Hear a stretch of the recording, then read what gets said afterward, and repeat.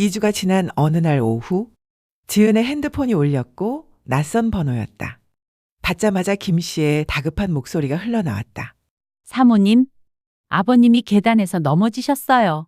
발목을 삐끗하신 것 같은데 병원을 가봐야 될 것 같아요. 지금 바로 갈게요. 핸드백도 제대로 챙기지 못하고 집을 뛰쳐나갔다고. 남편이 없는 상황에서 시아버지에게 무슨 일이 생긴다면 걱정이 앞섰다. 그렇게 도착한 만석의 집. 대문을 열고 현관으로 뛰어들어가니 거실에 만석이 소파에 반쯤 기대어 앉아 있었다. 얼굴이 창백했고 이마에는 식은땀이 맺혀 있었다. 한쪽 발을 살짝 들고 있는 모습이 고통스러워 보인다. 김 씨가 옆에서 어쩔 줄 몰라 하며 물수건을 쥐고 있는 모습이 보였다. 아버님, 괜찮으세요? 지은의 목소리에는 진심 어린 걱정이 담겨 있었다. 재빨리 만석 옆에 무릎을 꿇고 앉았다. 치마가 짧았지만 신경 쓸 겨를이 없었다. 아, 괜찮아. 만석은 인상을 찌푸리며 대답했고 목소리에 통증이 배어 있었다.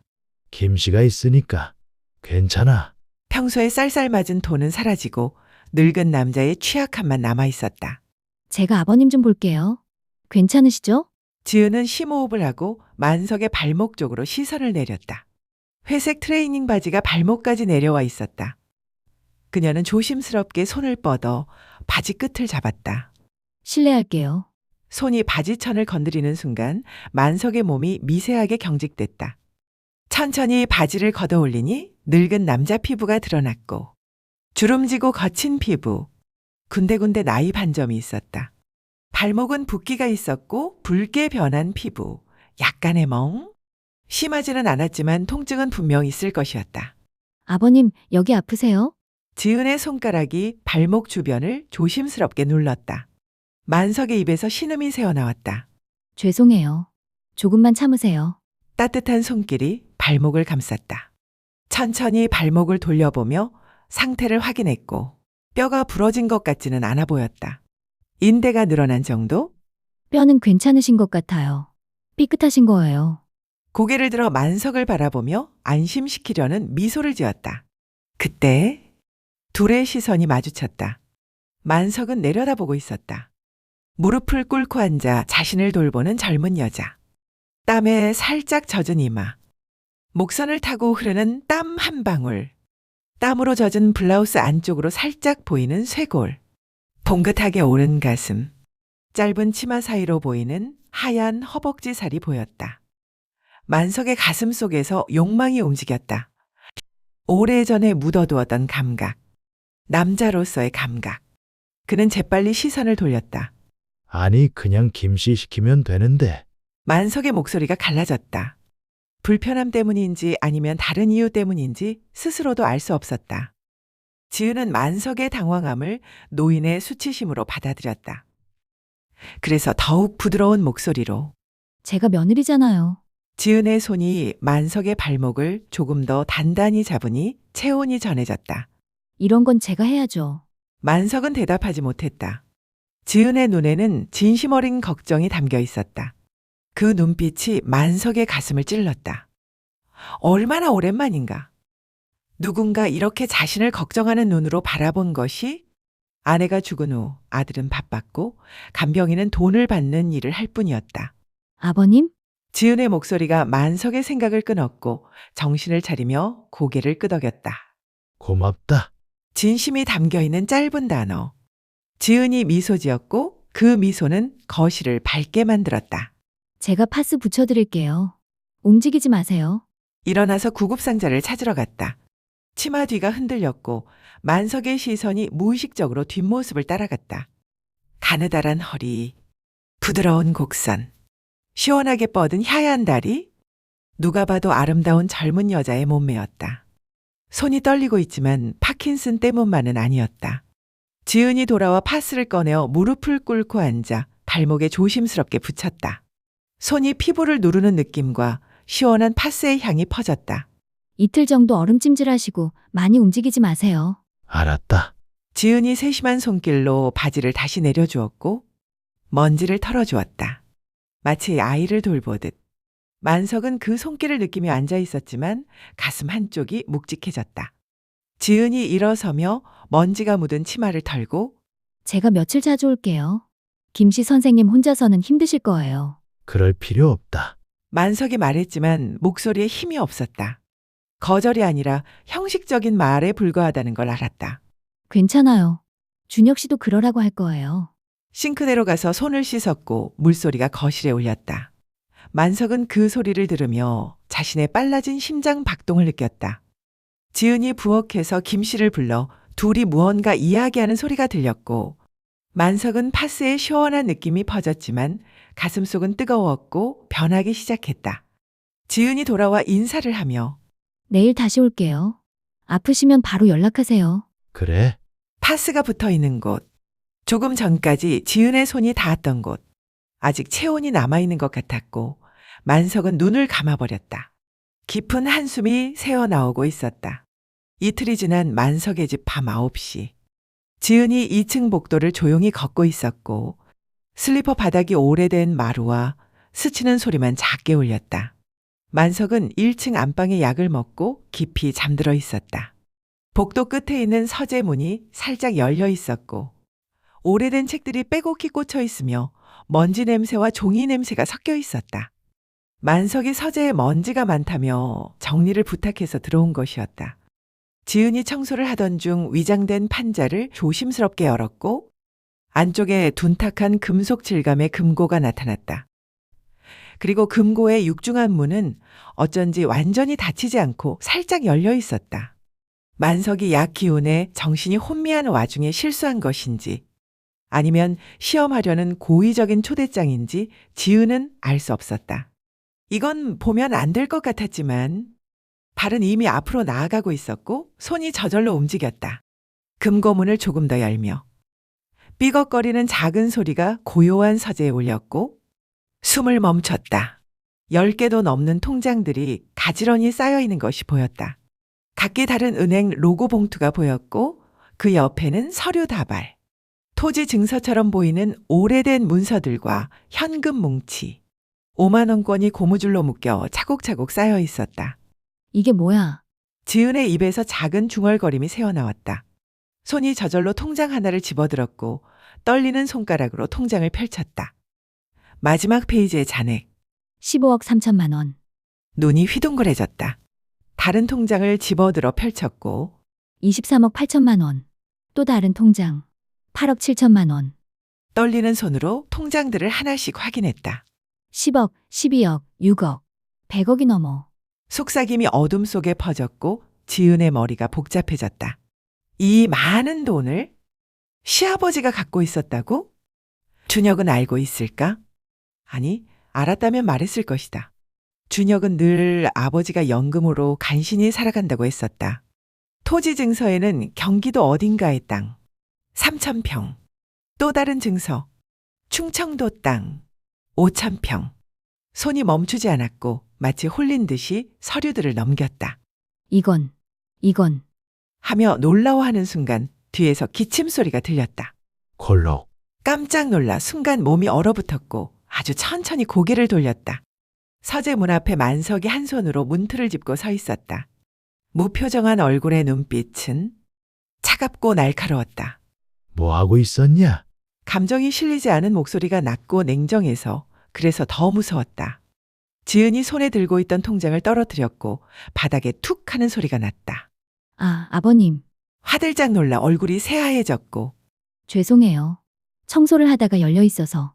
변명이 입에서 겉돌았지만 누가 봐도 금고를 뒤지고 있었다. 만석은 절뚝거리는 걸음으로 천천히 들어오며 봤구나. 단 3글자.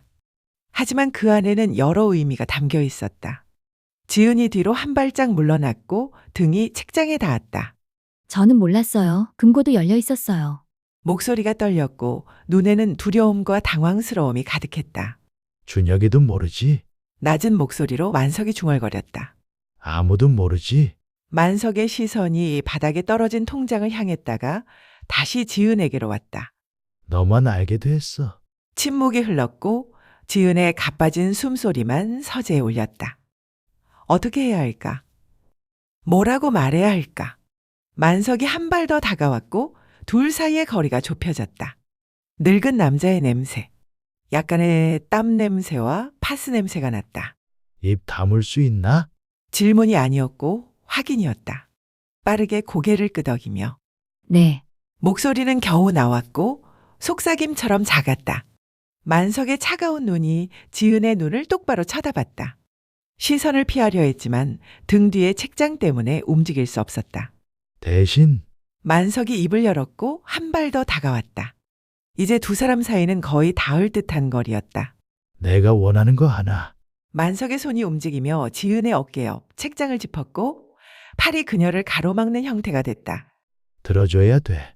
목구멍이 바짝 말랐고 심장이 터질 듯 뛰었다. 만석의 숨결이 느껴질 정도로 얼굴이 가까웠고 눈 속에는 욕망인지 분노인지 외로움인지 알 수 없는 뭔가 어두운 것이 끓고 있었다. 무슨 말씀이세요? 지은이 가까스로 갈라진 목소리로 물었다. 만석은 대답하지 않고 그저 바라볼 뿐 고요한 서재에 두 사람의 숨소리만이 어둠 속에서 섞였다. 만석이 먼저 책장에서 손을 떼고 한 발 뒤로 물러나며 말했다. 내려가자.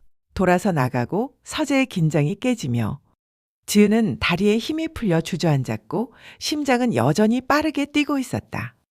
떨리는 손으로 바닥에 떨어진 통장을 집어들어 넣고는 금고문을 닫으려다가 멈췄다. 어차피 만석이 열어둔 것이니 그대로 두고 나왔다. 복도를 지나 계단을 내려갈 때 다리가 후들거려 난간을 꽉 잡았다. 1층 거실에 불이 켜져 있었고 만석이 소파에 앉아 있었다. 지은을 보고 턱으로 맞은편 소파를 가리켰며 앉아. 명령이었고 지은이 천천히 걸어가 소파에 앉았다. 10시가 넘은 거실은 조용했고 벽시계만 째깍거렸다. 한동안 말없이 지은을 바라보고만 있었다. 눈빛은 서재에서와 달리 날카로움이 사라지고 뭔가 깊은 생각에 잠긴 듯 했다. 지은은 손을 무릎 위에 올려 가지런히 모으고 시선은 테이블을 향해 있었다. 눈을 마주칠 용기가 나지 않아서였다. 간병인 김씨 그만두게 해. 낮고 단호한 목소리로 만석이 입을 열었다. 지은의 고개가 번쩍 들렸고 네? 제대로 들은 건지 확신할 수 없어서 눈만 깜빡였다. 김씨 그만두게 할 거야. 마치 이미 결정된 사실을 통보하듯 만석이 천천히 말했다. 내가 날 돌봐. 매일. 지은이 입을 벌렸지만 뭐라고 대답해야 할지 몰랐다. 머릿속이 하얘져서는 왜요? 떨리는 목소리로 겨우 나온 질문이었다. 만석은 소파에 등을 기대고 천장을 바라봤고 잠시 침묵이 흘렀다. 다시 지은을 바라보며 외로워. 단 3글자. 하지만 그 안에 담긴 무게가 느껴졌다. 아내는 죽었고 만석이 감정이 녹아든 낮은 목소리로 말했다. 준혁이는 외국 가 있고 떨리는 손으로 소파 팔걸이를 꽉 잡고 너도 집에 혼자잖아. 그 말에 지은의 가슴이 철렁했다. 남편이 파견 가고 그 넓은 집에서 혼자 라면을 먹으며 울먹이던 자신을. 지은은 입술을 깨물었지만 대답할 수 없었다. 그냥 옆에 있어줘. 만석이 팔꿈치를 무릎에 올리고 지은을 똑바로 바라봤다. 그의 눈에는 간절함이 보였으며 밥 해주고 같이 TV 보고. 그의 목소리가 부드러워졌다. 늙은이의 애원처럼. 그것만으로도 좋아. 지은의 머릿속이 복잡했다. 이건 뭘까? 정말로 그냥 간병을 원하는 걸까?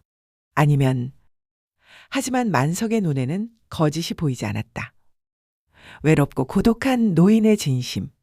지은의 마음 한쪽이 흔들렸다. 그녀도 외로웠으니까. 혼자 있는 게 무서웠으니까. 누군가와 밥을 먹고 TV를 보고 그냥 옆에 있는 것. 그게 얼마나 소중한지 알고 있었으니까.